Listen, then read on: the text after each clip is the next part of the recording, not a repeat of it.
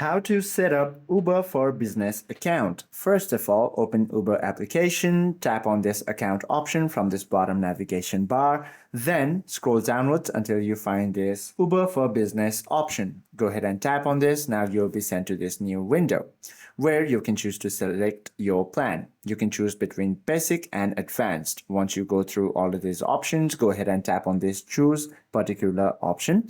Then you'll be sent to another window once again called Uber for Business. Once you're here and this page is loaded, all you have to do is provide your unique corporate email domain. Public domains like Gmail or Yahoo will not work. So add a corporate credit card depending on your region. You can apply for monthly billing or bank transfers. Add your team members' work emails from the dashboard and they will receive an automatic email invite to join your organization.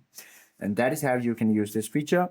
However, this feature is not yet available in my region, so it is stuck over here, but it should proceed in yours. Hope this video helps you out a lot. If you have any questions or queries, please do comment down below.